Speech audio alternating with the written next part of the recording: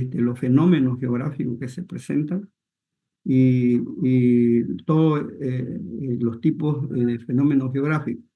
Bien, acá vamos a ver, vamos a estudiar entonces inicialmente qué son los objetos geográficos continuos y los objetos geográficos discretos, porque ahora vamos a diferenciar aquello, ¿ya? Entonces, los objetos geográficos continuos son fenómenos geográficos mediante el cual por cada punto del área de estudio puede ser determinado por un valor. ¿Eso qué significa? Que los datos están, eh, eh, están sucesivos y generalmente se expresan en datos, imágenes en formatos raster o formatos de celdas, ¿ya?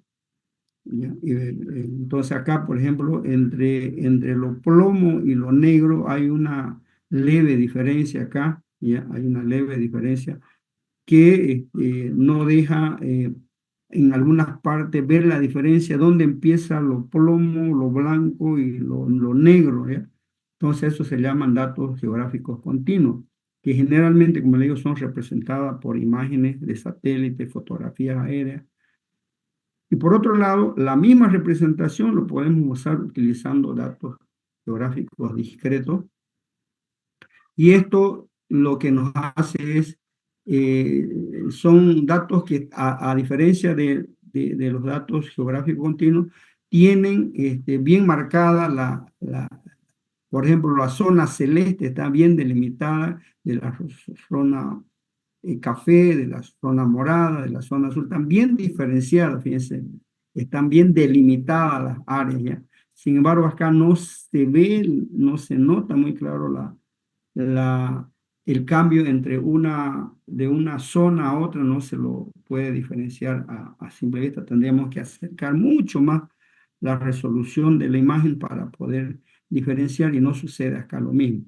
Entonces, esa es la gran diferencia en que el uno tiene áreas de estudio bien distinguibles, espacios bien definidos y lo que no sucede acá en los objetos geográficos continuos.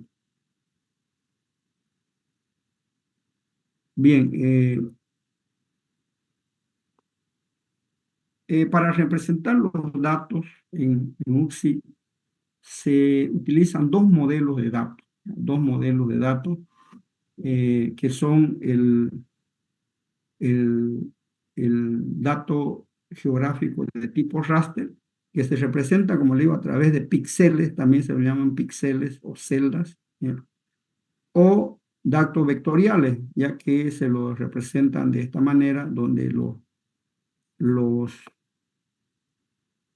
las figuras están divididas muy bien por líneas, ¿no? Líneas, fíjense, esta es una línea, esta es otra línea, esta es otra línea, esta es otra línea, y así sucesivamente.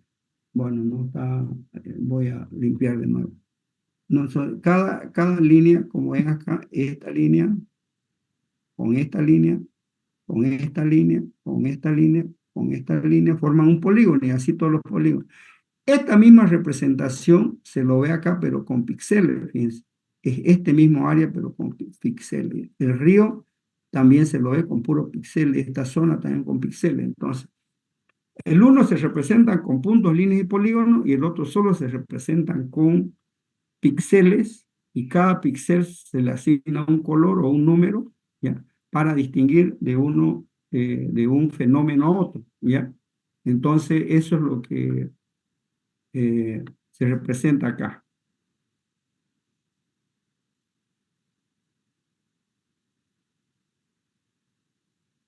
Ahora, el modelo de datos vectorial, que ya fue lo que estudiamos en el anterior eh, tema, se utiliza una estructura de datos para almacenar los datos geográficos. Entonces, los SIC ya tienen estructura de datos para almacenar puntos, líneas y polígonos, y la topografía y todo eso ya lo tienen, no necesitamos nosotros crear el punto, de dibujar una estructura de datos, a crear una base de datos. Ya los SIC traen resueltos estos problemas, menos mal, sino que tendríamos que trabajar bastante. Entonces, almacenar los datos vectoriales implica almacenar simplemente la topología de cada uno de estos objetos, eh, eh, geométricos, ¿son? ¿Ya? En el plano, entonces el punto está formado por coordenadas X, Y, las líneas por una sucesión de puntos con ángulos y los polígonos son líneas cerradas. Eso es todo lo que se tiene que hacer, ¿ya? Por lo tanto, el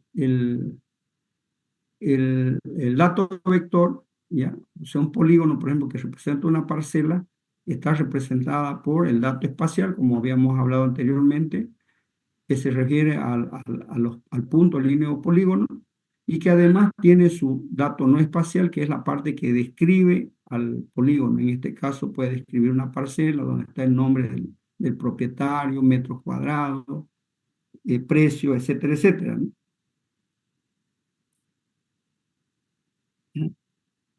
Es muy importante la topología, como habíamos visto anteriormente, el dato geográfico vectorial no tiene sentido si no se almacena con sus topologías, ¿ya? Entonces, estas topologías son adyacentes a qué hay al lado de cada polígono, la conectividad, cómo están conectadas las líneas entre sí, la inclusión, qué puntos hay dentro de un polígono y la proximidad que hay dentro de un radio específico. Con estas relaciones topológicas son más, sí, pero estas son las importantes. Con esto, los sistemas de información geográfica pueden tomar y analizar, pueden procesar información, analizar información y dar resultados gracias a las relaciones topológicas, ¿ya? Gracias a estas relaciones, los sistemas de información geográfica hacen análisis espacial. Que vamos a tener un capítulo específico, un tema específicamente de sobre análisis espacial. Estas relaciones topológicas son muy importantes porque permiten eh, crear relaciones. Por ejemplo, cada arco tiene un nodo inicial y un nodo final. Tiene se puede medir el largo del arco y la dirección. Los nodos conectan arcos con otros arcos, a eso se le llama conexión. Un conjunto de arcos conectados forman un polígono y los arcos saben qué polígonos están a la derecha, a la izquierda, arriba, abajo. Esa se llama adyacente y continuidad. Entonces, siempre hay una relación topológica en este tipo de datos.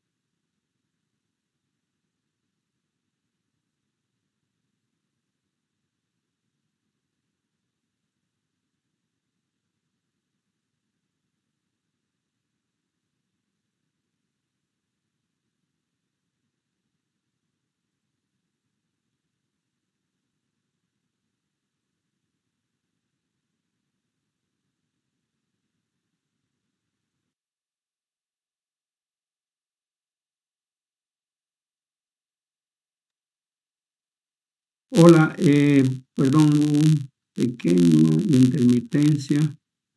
Bien, eso con respecto a las relaciones topológicas. Y más o menos aquí hay una tabla, una estructura de datos de cómo los sistemas de información geográficos almacenan la información. Entonces, tiene una estructura de datos, se llaman tablas topológicas de datos, donde se guarda cada elemento, ¿ya? De la información. Son estructuras de datos complejas. Aquí simplemente lo pongo como ejemplo. ¿Qué significa cada uno de estas entradas? Por ejemplo, acá se dice el arco 5 empieza en el nodo inicial, en el nodo final, que forma parte del polinomio I y del polinomio D. O sea, todas las relaciones entre los puntos, las líneas que forman polígonos y demás, internamente hay una estructura de datos que se almacena. No la vamos a estudiar en detalle porque no interesa, ya están resueltos estos problemas, simplemente acá lo menciono, de cuán complejas son las tablas o la información que se almacena en ellas.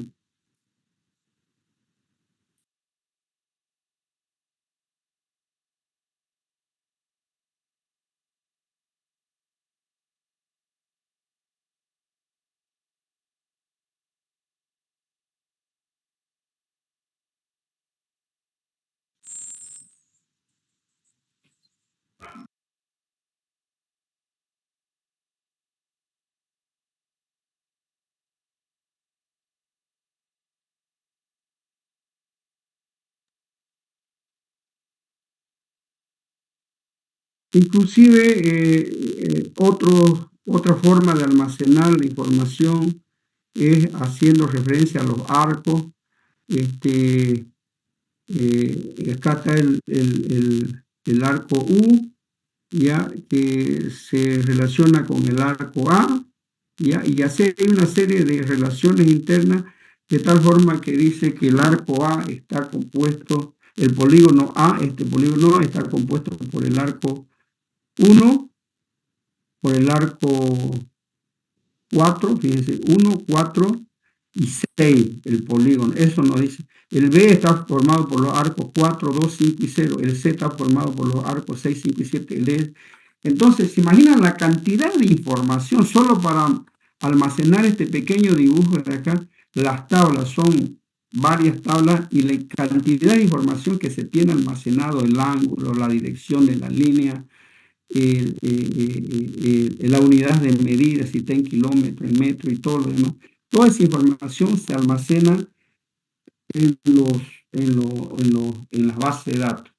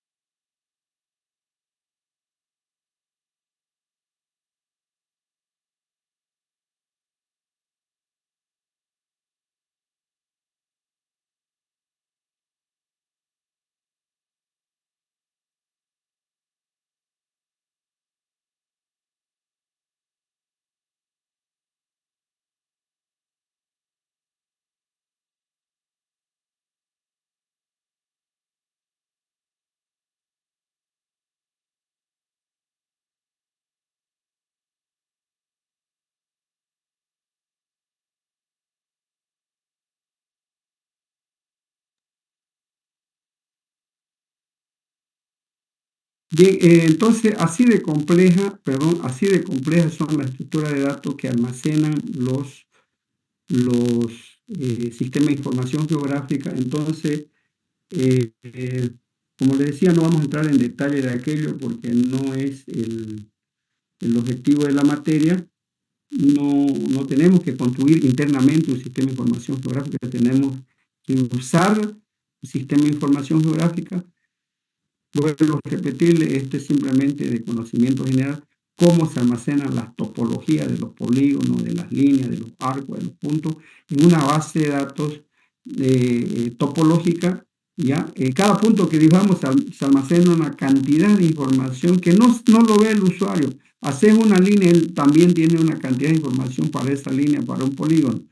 Es por eso que después él puede reconstruir a partir de esa base de datos. ¿Ya? No se almacena, por lo tanto, en resumen, el modelo de datos vectorial no almacena la línea, sino que almacena los puntos que arman esa línea, los puntos que arman ese polígono, solo almacenan los puntos. O sea, la información que se almacena es más reducida que el otro modelo que vamos a ver, que es el modelo raster. Esto es, la economía en cuanto a disco duro es mucho más reducido, y además te dibuja con mayor precisión los datos. Es por eso que para el análisis vectorial, mejor dicho, para el análisis geográfico, ya para el procesamiento de información geográfica, se utiliza generalmente el modelo vectorial porque es mucho más liviano, es mucho más preciso que el modelo raster. Ya lo vamos a ver más adelante cuando comparemos modelos. Por lo tanto, el modelo de datos vectorial o de datos vector se describe mediante vectores o estructura de vectores. Entonces acá se dice que un vector está formado por un par de puntos ordenados. El orden define el sentido del vector. Ustedes lo han visto en física, se han estudiado vector. Y el ángulo define el sentido, es decir, si va de norte a sur, de sur a este, de este a oeste. Y además la distancia la define su magnitud. Entonces podemos saber de una línea, podemos saber el ángulo, hacia dónde está dirigida esa línea, y además podemos definir su distancia o tamaño del vector, que en realidad es una línea. Bueno, los vectores pueden, por supuesto, formar estructuras superiores como polígonos, y una cadena de vectores forma una línea, uno o varios arcos definen un polígono, y así sucesivamente.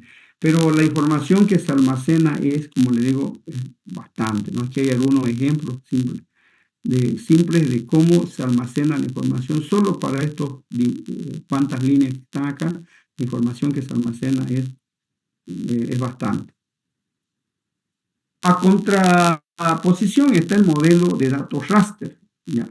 Y este modelo, a diferencia del otro que solo almacena puntos, líneas, polígonos, almacena su topología en estructuras de datos, su almacenamiento es mucho más sencillo, ¿ya?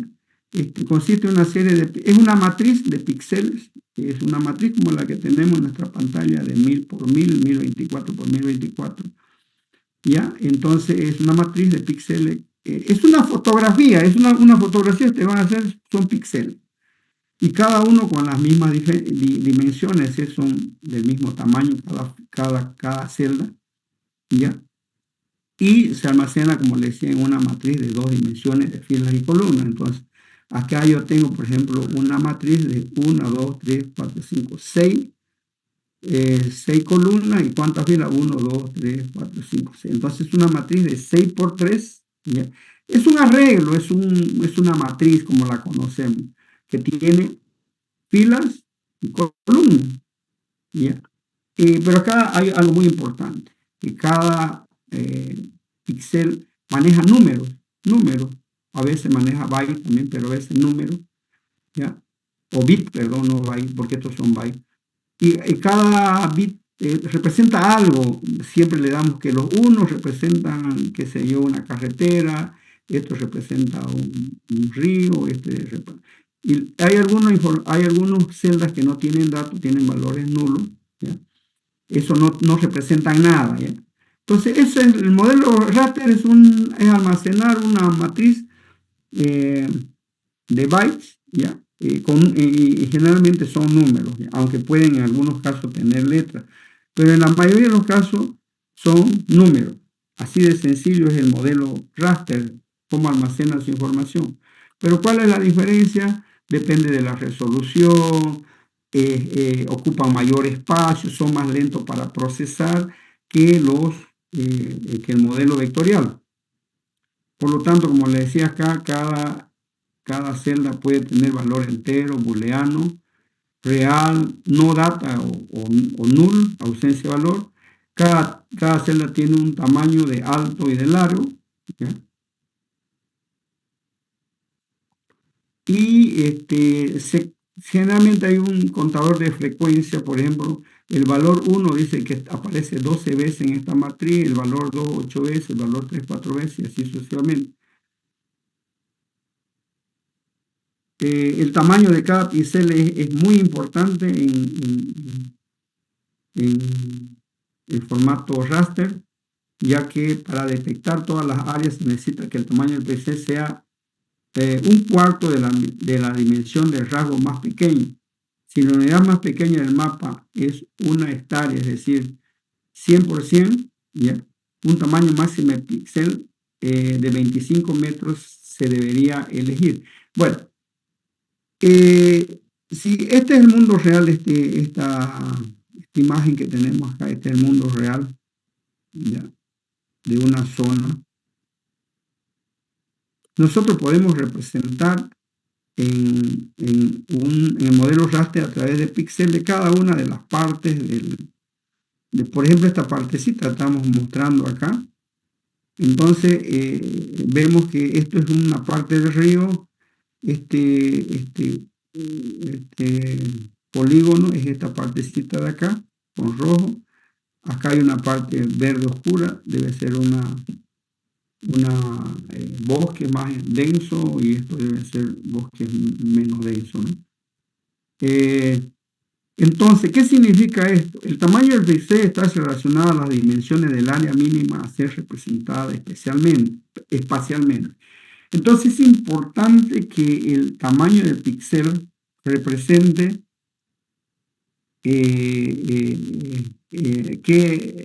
cuál es la dimensión de la Tierra que representa cada píxel, ¿ya? Entonces, y eso va a depender de la calidad de los sensores que sacan la fotografía, ¿ya?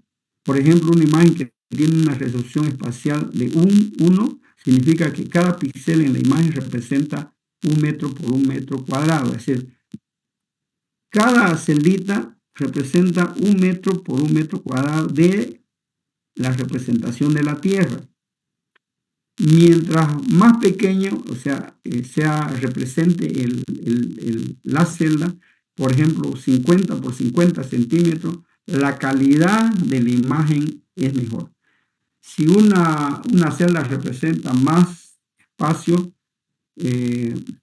digamos 1 kilómetro por 1 kilómetro, la calidad es más borrosa, más oscura. Entonces, mientras más pequeño el tamaño de la celda, pues mejor será la calidad de la imagen que representa a un espacio geográfico de la Tierra.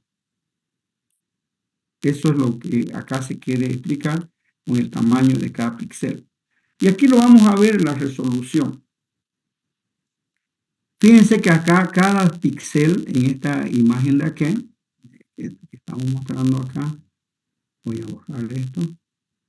Nos estamos hablando de esta imagen de acá, donde dice que cada píxel representa a 50 centímetros por 50 centímetros de la Tierra. O sea, un píxel representa 50 centímetros de la Tierra. Fíjense de esta fotografía aérea, ¿ya?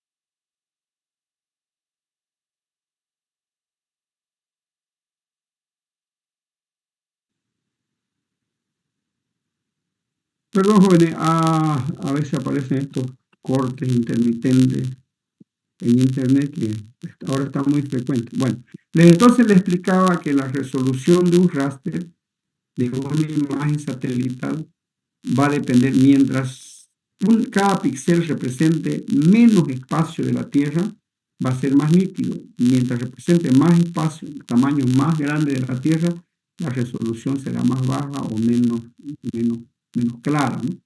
¿Ya? Entonces, el modelo raster almacena su información, como le dije, en píxel.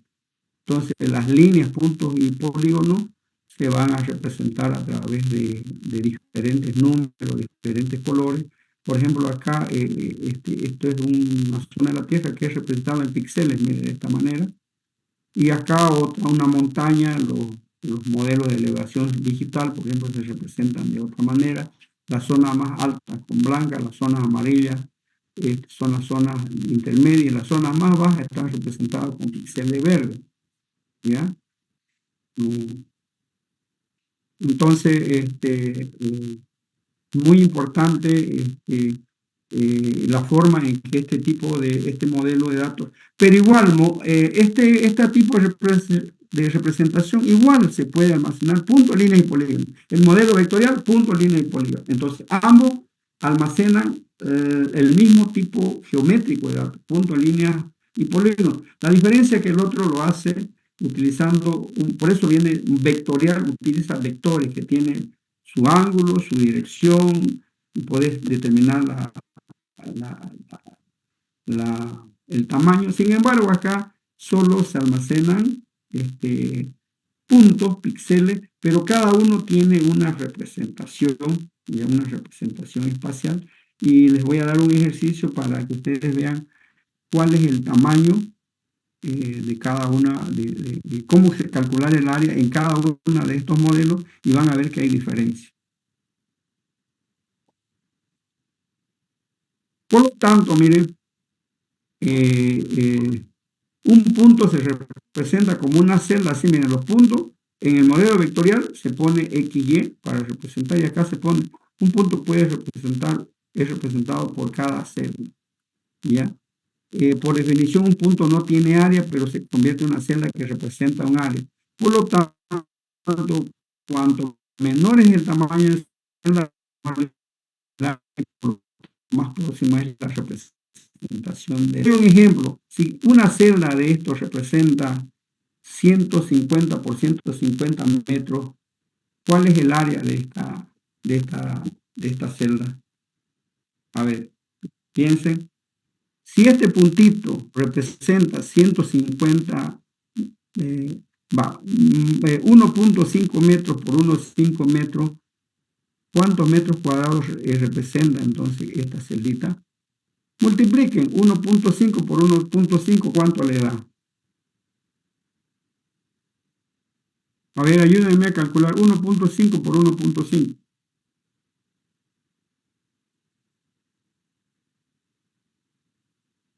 Ahí tengo una calculadora a mano, 1.5 por 1.5, ¿cuánto es? 2.25. ¿Nadie me puede ayudar? 2.25, ingeniero. 2.25. Alguien me iba a hablar ahí, 2 punto algo. 2.25, ingeniero. 2.25. Entonces, cada píxel representa 2.25 metros cuadrados de la Tierra. ¿Ya? Este pedacito representa 2 metros cuadrados de la Tierra. ¿Ya? Entonces, sin embargo, acá tendría que armar 4 puntos para armar lo que esto significa acá, un punto. ¿Ya? Acá 2.25 metros cuadrados de la Tierra, entonces yo acá en este modelo debería ser algo así. Debería dibujar 4 puntos y cada lado aquí mide 1.5 y 1.5. Si yo quiero sacar los metros cuadrados, hago la multiplicación 1.5 por 1.5, o sea, este área vale 2.25. Y acá cada celda representa 2.25 metros cuadrados. Entonces, en ambos casos se puede calcular el área de la Tierra que se está representando. Por lo tanto, haciendo ya una analogía, en el formato raster una línea sería representada como una cadena de celdas conectadas especialmente con el mismo valor, ¿ya? Cuando hay un corte entre la cadena y la celda del mismo valor, representa un corte de la entidad de la línea, que podría representar distintas entidades con 2 carreteras, como por ejemplo 2 carreteras o 2 ríos que no se conectan. ¿Ya? Fíjense, en este formato vectorial utiliza una serie de líneas con ángulo igual acá una serie de líneas con sus ángulos. Todo esto es pura línea y se almacena en un modelo matemático, una base de datos. Se almacena cada elemento que dibuja esto. En el modelo raster lo mismo, solo que fíjense, son celdas del mismo color, que representan el mismo río o la misma carretera, el uno almacenado en un formato raster y el otro almacenado en un formato vectorial. De ambos puedo obtener la distancia de la línea, sí. La orientación, sí. O sea, es más, esta es una fotografía y esto no se dibuja, esto se construye a partir de las topologías que son almacenadas en una base de datos. Entonces, acá vimos cómo se representan unas líneas en un formato raster y acá estamos viendo cómo se representan los polígonos vectoriales y los polígonos en un formato raster. Igual acá son una sucesión de líneas muy bien definida. Bien. Y lo mismo quiero representar en un formato raster, igual fíjense, los colores azules son píxeles de color azul. Este área verde de acá aquí es representado de esta manera, de esta otra manera, este polígono naranja acá, este polígono amarillo acá y este polígono verde claro acá. Ambos representan la misma zona.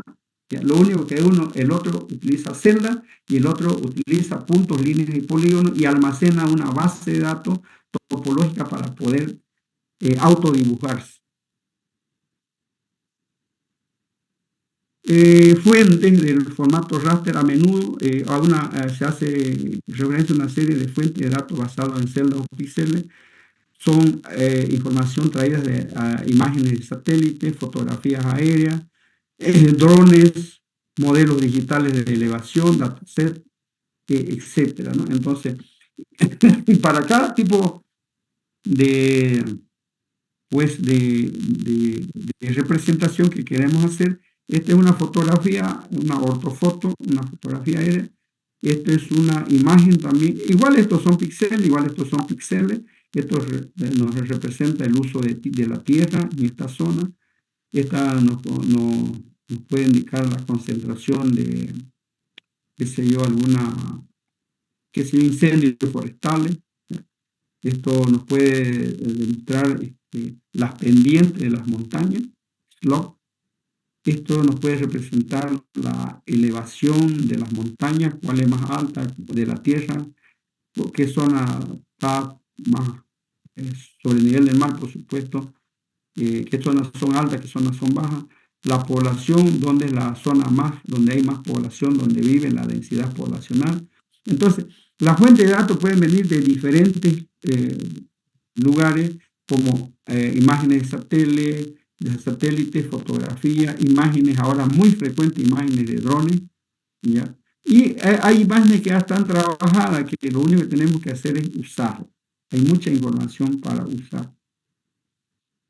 Por lo tanto, para resumir, los datos geográficos son representados de dos maneras: en formato raster, como les dije, almacenado con píxeles en celda, y también puede ser mostrado en formato vectorial, como lo ven, puntos, líneas y polígonos, con unas estructuras de datos propias que están almacenados en los sistemas de información geográfica. ¿Ya? Entonces, un punto acá sería representado por una celda y acá en el vector por una coordenada x, y. Una simple línea por dos coordenadas acá y acá por una sucesión de líneas. Una línea de esta naturaleza sería representada por 4 puntos, un nodo de inicio y un nodo de fin y sus vértices, ¿no? Un simple polígono tenía representado por las líneas y que aquí empieza el primer punto y aquí termina, acá por una sucesión de celdas con el mismo valor. También podemos acá representar la parte topológica. Podemos decir que A y B están conectados porque están el uno al lado del otro, y acá también podemos decir que A y B están conectados porque hay una línea que es común a ambos polígonos. Los sistemas de información geográfica permiten ahora convertir permite extraer, convertir. Si tú tienes una fotografía, te lo puede convertir a formato vectorial, y si tienes formato vectorial, lo puedes convertir a una fotografía. Son herramientas muy importantes para el procesamiento de información geográfica. Bien, entonces, en resumen, dos modelos para almacenar información: el formato vectorial, el formato raster, cada una con sus características, cada uno con sus ventajas y desventajas. Bien. Ahora, aquí les voy a dejar unas actividades. Esta es la representación de los datos geográficos. La clase que acabo de exponer está grabada acá, ¿ya? Está grabada, y aquí me van a hacer una investigación sobre los siguientes datos, ¿ya? ¿Qué es el modelo de datos raster? Cite 3 ejemplos de tipos de datos raster. Explique sobre la resolución de una imagen raster. Investigue sobre los siguientes tipos de datos raster: el TIN, triangular, irregular, network, y el LEN, que es el modelo de elevación digital. ¿Qué es y para qué sirven estos? Descripción del modelo de datos vectorial. Cite 3 ejemplos de datos vectoriales. Describa el concepto de topología en el modelo de datos vectorial. Cite 3 reglas topológicas aplicadas al modelo de datos vectorial, y explique las diferencias entre el modelo de datos raster y el modelo de datos vectorial. Es una tarea. Luego tiene acá un trabajo práctico. Ya, es un trabajo práctico que van a desarrollar acá. Aquí hay un video y los datos están también adjuntos, ¿ya? Cuando hay unos datos adjuntos en la misma tarea, ¿ya? Y ustedes deben desarrollar la siguiente actividad. ¿Qué representa el archivo con formato raster? ¿Cuántas columnas y filas tiene ese archivo? ¿Cuántas celdas tiene el archivo con formato raster?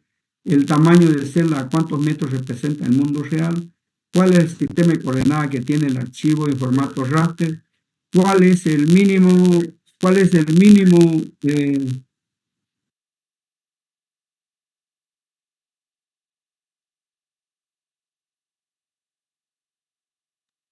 ¿Es posible cambiar los colores, los píxeles? ¿Cómo está representada Bolivia en el formato vectorial?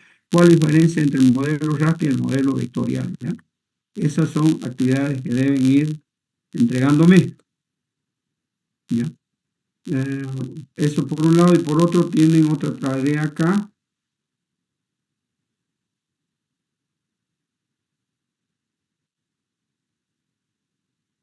¿Ya?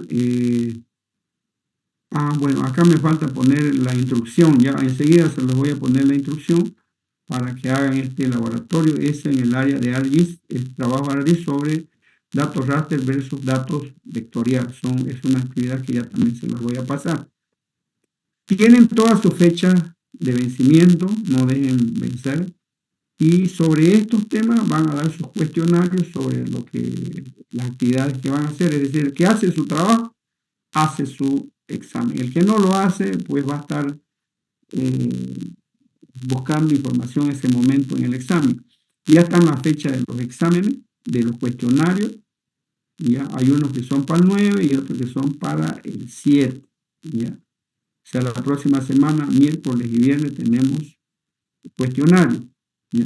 Y por otro lado, les decía que ya en cuanto al proyecto, ya deben presentarme en la fase 2 hasta el 15 de mayo. La fase 3 hasta el 31 de mayo. La fase 4 hasta el 10 de junio. Y finalmente, la última fase me tienen que entregar a finales de julio, 20 de julio, de junio. No, de julio. 20 de julio me están entregando la última fase. ¿Ya? Entonces, tienen bastantes actividades para resolver. Lo único que todos tienen videos, todos tienen sus instructivas, así que sigan los pasos que se indican en cada uno de los trabajos prácticos. ¿Alguna consulta?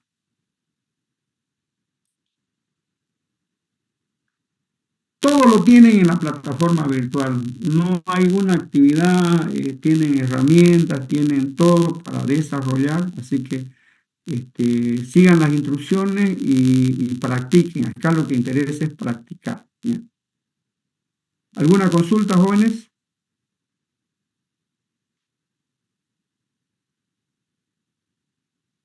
Bueno, si no hay más consultas, yo los dejo para que vayan a su siguiente clase, que es 19:30.